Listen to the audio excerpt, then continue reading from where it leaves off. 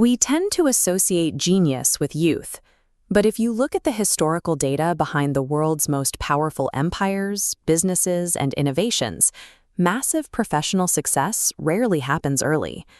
Society heavily publicizes the 20-something tech billionaire or the teenage prodigy. Mathematically, however, those are outliers. True wealth, influence, and enduring power follow a strictly delayed schedule. Over a 12-year period, Napoleon Hill conducted an empirical study of more than 25,000 individuals to determine the exact mechanics of how they built their fortunes. He published his findings in the 1937 text, Think and Grow Rich. Hill approached the study as an analysis of structural human behavior, devoting an entire chapter to a specific energetic problem. After analyzing thousands of careers, Hill found that men who succeed in an outstanding way rarely do so before the age of 40. This chart illustrates Hill's baseline observation. Looking at the axis for peak achievement, the output line remains relatively flat throughout a person's 20s and 30s. The moment the average subject hits 40, the curve spikes, continuing upward into their 50s. This sudden acceleration cannot be explained by standard corporate promotion schedules or the slow accumulation of industry experience. The upward shift is too sharp. Hill argued that this chronological delay is mechanical. He viewed it as an issue of internal energy allocation. To explain the data, he introduced a specific psychological framework, the principle of sex transmutation. The literal definition of the word transmute is the changing or transferring of one element or form of energy into another. Accessing these higher tiers of achievement requires viewing biological drive as a quantifiable input, a resource that must be rigorously managed to prevent systemic loss. If we treat human motivation as a closed mechanical system, we first have to identify its primary fuel source. Hill identified the biological meeting urge as the most powerful stimuli driving human action. Stripped of its social context, this urge is a massive reservoir of raw kinetic energy. We can visualize this as a fluid dynamic system. Every person possesses a central reservoir of intense, innate drive. During a person's 20s and 30s, this internal system operates on a default setting. The energy seeks the path of least resistance. It flows continuously out through a wide open pipe of physical expression. The central reservoir is rapidly and repeatedly drained.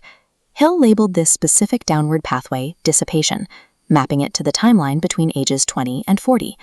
Because satisfying this biological imperative is deeply wired into our neurology, it requires no discipline.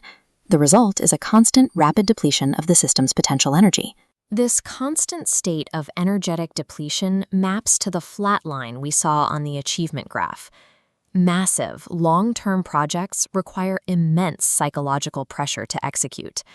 If a person is constantly venting their primary source of drive, that internal pressure can never accumulate.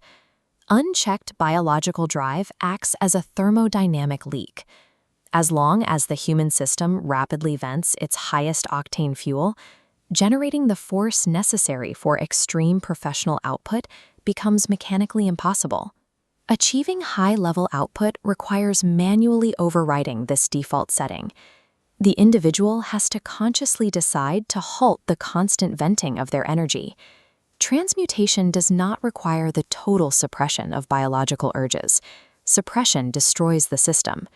Transmutation is about redirection. Returning to our model, the individual installs a behavioral valve, restricting the wide pipe of dissipation.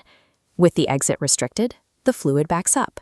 The system accumulates pressure, forced upward through a narrower, high-pressure channel targeted at creative and professional output. This is the cognitive shift. The exact same intense neurochemical drive that usually seeks physical release is consciously channeled into a business plan, an engineering problem, or a professional goal. The immediate effect of this redirected energy is a massive spike in ambition. The individual's focus tightens, and their raw capacity for sustained work increases. But this newly energized state carries a severe risk. Raw biological drive, even when successfully redirected upward, remains volatile. Hill was specific about this danger, comparing the unmitigated urge of sex to a cyclone. It is a vortex of force, It provides the momentum to move, but lacks a sophisticated steering mechanism. When a professional operates purely on this cyclone energy, the behavioral symptoms are obvious. They exhibit ruthlessness, ignore extreme risks, and make erratic, ego-driven decisions.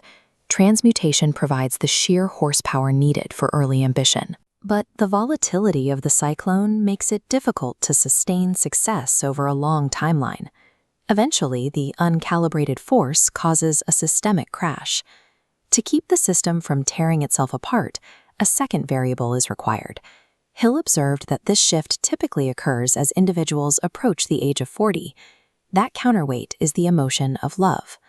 In a high-pressure mechanical system, raw force creates friction and heat that can lead to failure. Love functions as the neurological governor. It introduces long-term thinking and calculated patience, allowing the individual to shift from chaotic release to structural building. Look at the central mixing chamber. On one side, the chaotic vibration of the biological cyclone. On the other, the steady, grounding flow of this stabilizer.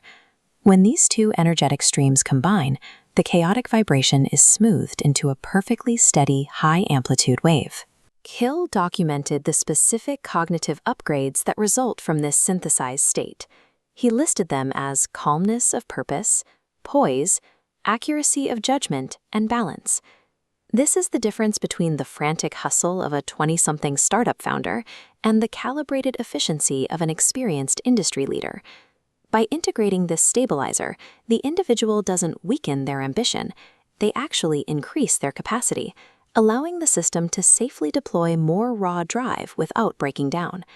Peak cognitive performance is achieved by creating a synthesized state where intense force is governed by absolute balance. Now we can apply this localized thermodynamic model back to the macro-level timeline of a human career. Here is the original timeline of peak achievement, overlaid with our finalized energy mechanics. Throughout the 20s and 30s, the dissipation pathway dominates. Energy leaks out through the path of least resistance, leaving the achievement curve flat. At the 40-year mark, the synthesis of transmutation and emotional stability fully activates. The biological leak is sealed, the pressure builds, and the achievement curve spikes. Hill's observation of delayed success is the physical manifestation of emotional and energetic maturation. Hill's framework for sex transmutation describes the deliberate, disciplined process of behavioral conditioning and the precise redirection of human attention. If you lack the raw biological drive, the system has no fuel. But if you fail to stabilize that immense drive with mature control, the entire system shakes itself apart. Both halves are required to access the highest tiers of achievement. The model shows a clear sequence: the presence of drive, the closure of the dissipation valve, and the integration of emotional balance. To achieve unparalleled success, you must harness the raw horsepower of the biological cyclone, but you must also build the mature steering mechanism to control its direction.